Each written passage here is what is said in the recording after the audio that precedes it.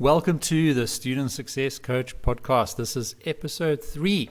And really, these first 3 episodes are just by way of introduction to the podcast. In episode 1, I gave you an overview of the show and talked about podcasts in general and what you can expect, especially in season 1. And episode 2, importantly, if you missed it, I just gave a little bit of background to myself, a little bit of my credentials in terms of being a student success coach, and why I get to talk about these things and the journey that I've been through, because I'm looking forward to building a relationship of trust with you, and just want to give you an insight about myself and my background, so that you know who I am. Peter Alkemer, the student success coach. Why on earth should you listen to me? So go back and check out episode 2. But if you know me well, then obviously you can skip that, and let's get into episode 3. So in this, the 3rd episode of the Student Success Coach podcast, I'm going to talk about the value you get from listening in each week. And I'd really like you to subscribe and take a moment to leave a rating and a review on your favorite podcast platform. And this will really let me know that you value these interviews, you value this podcast, and you're going to walk this journey with me, and you're going to help me make it a success. And I'm going to work very hard to give you the value that you need to be successful in your studies. So the focus, of course, every week and with all the interviews and all my content is your student success. And so through the podcast, we'll explore the stories of other students and educational leaders and people in the academic world who have been successful. And it doesn't just mean that they've got their degree or got a fantastic job. It could be many different aspects of their studies in which they've been successful. And we'll explore that. We'll get deep into each of those topics. It'll be a slightly different focus each week, so you have to listen in each week, because then you get the range of all the different topics as they build and build on each other to give you that overall picture of what it really means to be successful as a student. So I'll be asking the questions that you would love to ask. I'll be asking these successful students and educational leaders, how did they do it? What did you learn the hard way? Why did you do it like that? What did you learn from that period of your life? These are the types of questions I'll be putting to the people I'll be interviewing on the podcast. And I've interviewed many people in my life. As I explained in episode 2, I used to work in TV on a television youth program, and that's when I started, interviewing celebrities, all sorts of people. It went out on national television, and even at work and in many different roles that I've had over the last 20 years, I've just had lots and lots of opportunities to interview people. It's something I enjoy doing, something I love doing, and now through this podcast, something that you're going to benefit from. So let's give you a sneak preview of some of the people that we will be interviewing this year in season 1 of the Student Success Coach podcast. I think just off the top of my head of a couple of the more fascinating people that we've got lined up.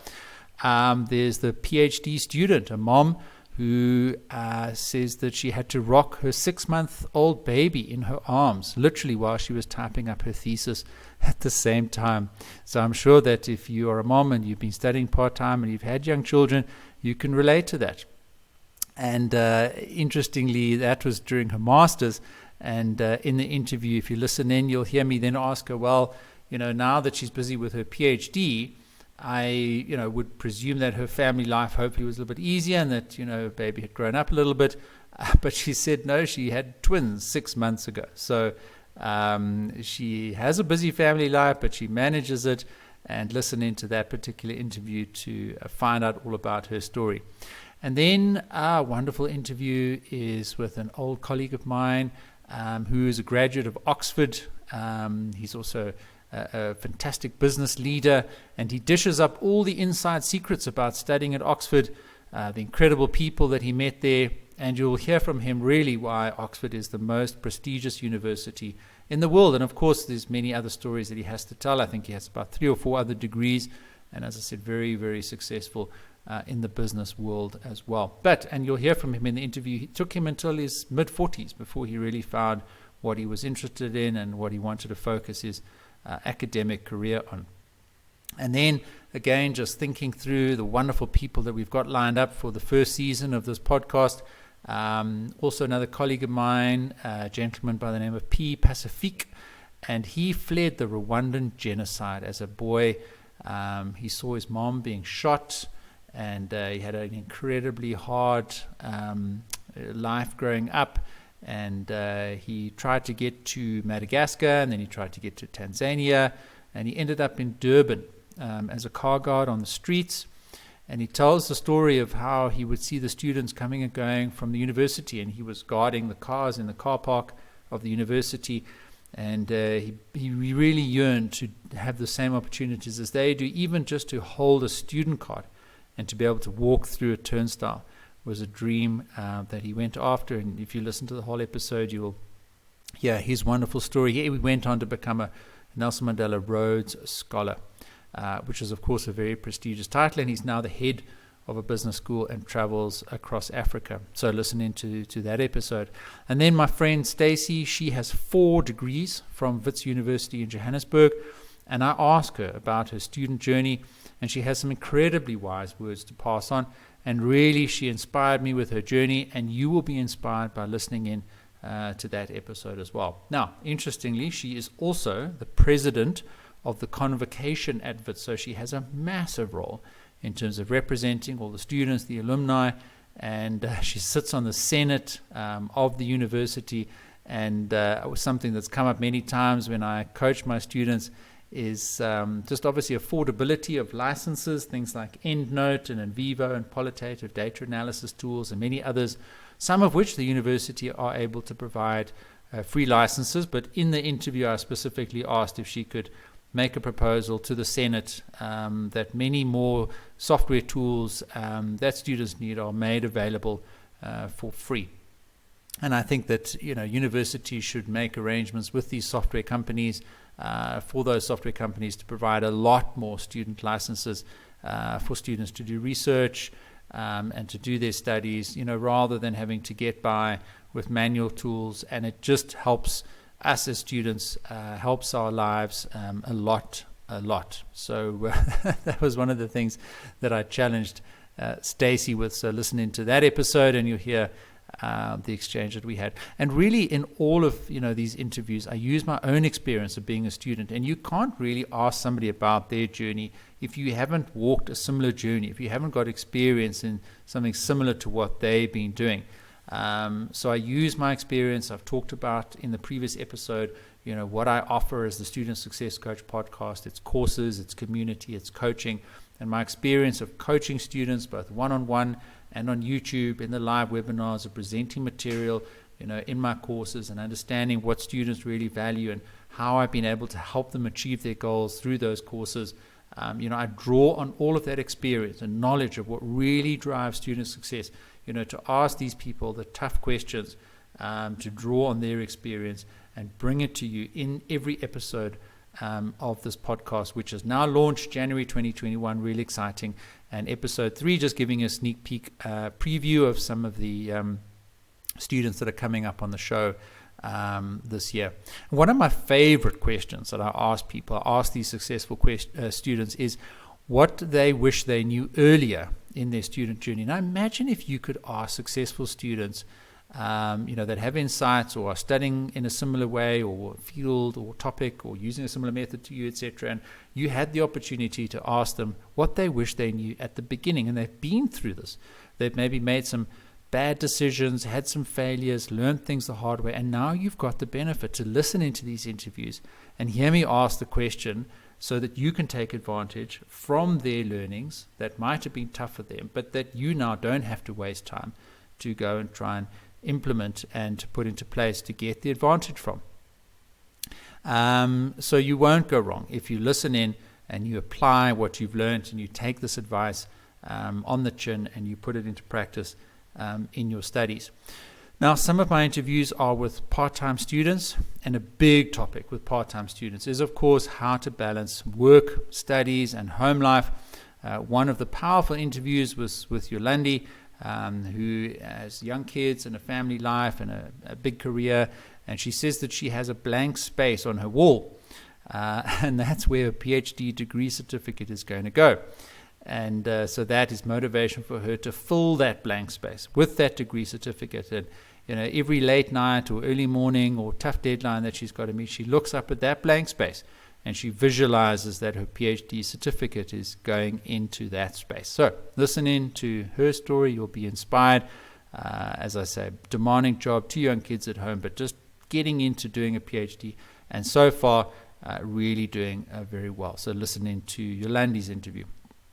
And then another incredible interview is Kanina. She is literally trying to change the world. And you meet a few people in your life and they say, I'm trying to change the world, and you actually believe them. The one thing about Kanina is that she did change her mind a few times about how exactly she would change the world, and that's fine. We've heard from Rob, and many of the students' success stories that you'll hear on the podcast experience these left, right, up, down, back, forward, but they keep learning, they keep trying, they keep experimenting, and eventually they zoom in on what they want to do and what they are passionate about, and that's really what matters. So Kanina, she started off studying climate change because she wanted to be an activist, and she's gone through a couple of different degrees. Listen into the episode to find out a lot more about it, and these will be launching throughout the year. So subscribe and you'll automatically get the notification. And now she's trying to get more private equity. This is Kanina's trying to get more private equity into woman-founded startups. Interesting stat, she said only 4 or 5% of all the world's private equity goes into women-founded startups. So she's trying to change that statistic. She was also head of operations for Wits University. And you'll hear a few people coming out of Wits. That's where I studied and where I have my network, but you'll hear a range of institutions. We've mentioned Oxford already, someone from Harvard, University of Johannesburg, University of KwaZulu-Natal, and many other universities and academic higher educational institutions that we'll be talking to people who come from in South Africa and around the world and from other different countries.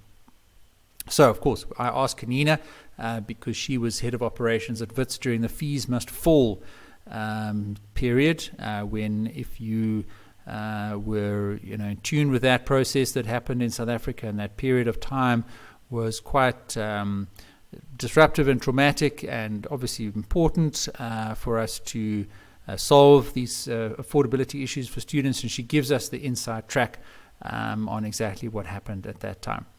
So just like with Kanina and with Yolandi and with Rob and Pie Pacifique, all my interviews are very candid, and these are all people that I know or that I've been introduced to, and I get them to open up and be incredibly vulnerable about their journey and how they manage to be successful in their student journeys. And I think just 1 or 2 common themes. One is that you must be kind to yourself, don't sweat the small stuff, but stay focused and have a vision and try and stick to your plan. And, reach out and get the support. All the successful students that I've interviewed, all the students that I coach, they know they need that support. They know they need the community. They know they need something extra. They're not going to get it just in the library or from their lecturers or their supervisors or from their books. They need that extra content, that extra coaching, that extra support from a community around them. And so indeed, many people do suggest getting a coach. And of course, you may have a supervisor if you're studying at a postgraduate level, but a coach is different. A coach will help you along the way, and that's exactly what I'm here for. I am the student success coach, and I provide you with the coaching, the community, and the courses that you need. And that'll be a common theme coming through many of the interviews that you'll listen to in the first season this year. So take advantage of all these things to get the maximum benefit, and it's my commitment to your success. So, episode 3 of the podcast, having kicked off in January 2021, I've given you a sneak peek of some of the amazing people you will hear from in the podcast this year. And episodes will typically release every Wednesday on your favorite podcast platform. And underneath each episode, you'll see show notes so that you can click links, take action, get cracking with whatever you've learned in that episode. And I guarantee you there's going to be loads of value in each episode. You'll walk alongside me as we explore the journeys and the stories firsthand from these other students and educational leaders, their journeys through hard times, the satisfaction of getting to the other side, having made progress through it all, learning lots, and absolutely willing to share that journey with you through this podcast platform and help people just like yourself to be successful. So don't miss out. See you in episode number 4.